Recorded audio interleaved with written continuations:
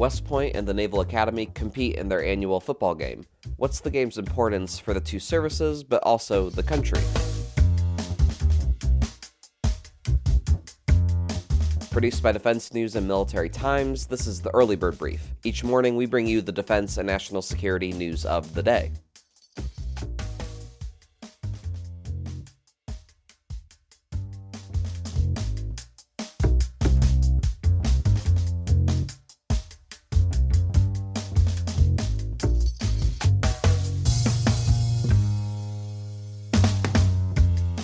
And between all the fun and jeering surrounding the game, lawmakers and officials talk about what the game means for them and possible bragging rights. I'm your host, Simone Perez. Today is December 11th, 2023.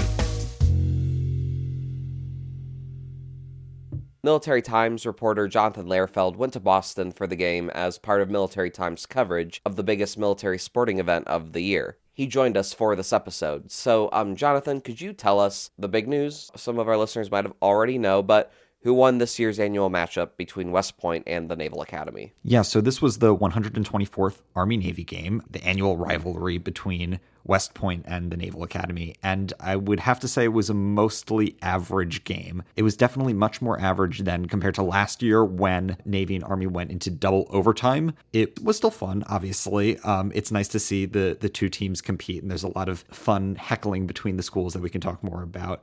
But I would say that this game mostly became interesting towards the fourth quarter when at one point, Army stripped the ball from Navy, and Navy was trailing most of the game and quickly scored towards the end of the fourth quarter, but in the last few seconds, they just were not able to catch up. So in the end, Army won 17-11, and that means they get to take home the Commander-in-Chief's trophy, which is between the three main service academies, the Air Force Academy, the Naval Academy, and West Point. That's also because they beat Air Force earlier this season. If Navy had won, since Air Force had beat Navy earlier this season, then Air Force actually would have retained possession of the trophy because Air Force had actually won the trophy outright last season. A fun fact is that Navy still leads the series overall. They have more wins over Army in total, but this was also the head coach's first year on the job for Navy as well. The last Navy coach had reportedly been fired in the locker room right after Navy had lost to Army last season. But overall, it's a fun game to watch, and the crowd gets really excited. I got to talk with a number of fans and midshipmen and others who attended the game and also before the game. So it's just a fun and exciting time in college sports. And so where was the game at this year? It's different than years past, right? So this year, it was outside Boston at Gillette Stadium. That's home to the New England Patriots. That's in Foxborough, Massachusetts. And the series is on the road for the next few years as well. Next year, it'll be just outside of D.C. for the 125th matchup.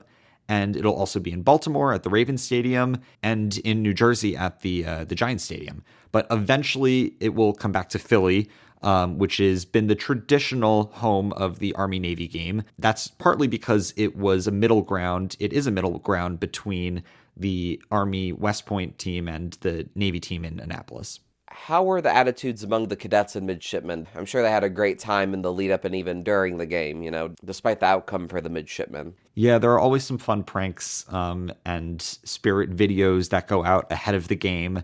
There was one that I had seen where a goat was wandering the halls of the Pentagon. So silly stuff like that. And the rivalry itself at the game is all in good fun, right? It's the one day of the year that the cadets and midshipmen say that they can kind of go at each other because obviously the rest of the year they are one in unity. But something that I saw that was funny was during the March On, which is a tradition that happens where the entire brigade of midshipmen, entire corps of cadets walks onto the field ahead of the game. At one point, I had seen Bill the Goat, which is the Navy's mascot, kind of running in front of the Army cadets to distract them as they were stepping onto the field. And also along the sidelines as the midshipmen and the cadets are watching each other march on / watching the game itself. They're teasing each other. They're chanting. I had seen some funny signs as well. I was mostly on the Navy side, and so I had seen a sign that said, "Everyone here got into Army." So just fun and lighthearted stuff like that. And why do senior military leaders say this game means so much to people? Yeah, so I got the opportunity to speak with a number of senior military leaders, the Army Secretary and the Navy Secretary, and each of them shared that the game is an opportunity to have some fun, but ultimately they see it as a way to bring the services and also the country together, and demonstrate the importance of serving the country. They shared it's not just something for those who attend the academy. There's obviously a number of soldiers and sailors and Marines, and other service members who enlisted that still enjoy watching the game both at home and abroad. It's truly just America's game, as they call it, because it's an opportunity to bring all of the services together, and have a little fun doing it. Thanks, Jonathan. Lawmakers on Capitol Hill were also looking forward to the game. Representative Pat Ryan is a West Point graduate and the first West Point graduate to actually represent New York's 18th district, which is home to West Point. It's also incredibly special to be amongst the Corps of Cadets at a game. Just that energy, the camaraderie, the brotherhood and sisterhood. So I'll try to go down and hang out with the cadets a little bit at some point during the game. Representative Scott Franklin, who is a Naval Academy graduate, said the parity between the two teams over the past 124 games has been extremely impressive. One of the things it's been most known for is the parity. I don't remember the exact numbers, but through the first century of the Army-Navy game, there was a dead tie. It was something like 46, 46, and 8. And almost as statistically equal even as it could possibly be. And even over a century, the first 100 years of the game, just the point difference between the two teams over a century was only a handful of points. So it's as close to a 50-50 contest as you'll ever get.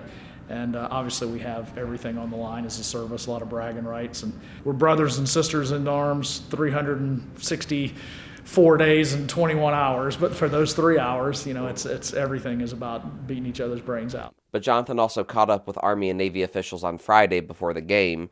Army Secretary Christine Wormuth thought having the game go on the road helped with recruiting challenges. I do think having it, out of Philadelphia, out of the D.C. area, gets us out to a different audience. And certainly, with the recruiting challenges we're having, I want to expose as many cities in America to the great United States Army as possible. The attacks in the Middle East also weighed on the event. Navy Secretary Carlos Del Toro said that the game is a reflection of the work military members do to keep the country and commercial ships in the Red Sea safe. Just over the last 4 months, 3 destroyers in the Red Seas have shot down cruise missiles. They've shot down drones that have been directed towards Israel and also directed towards ships at sea in the Red Sea. You couldn't be prouder of our Navy, and that's why we need the American people to really support our Navy. The United States has always been a maritime nation. Maritime nation dictates that we have a strong commercial shipbuilding industry and a strong Navy.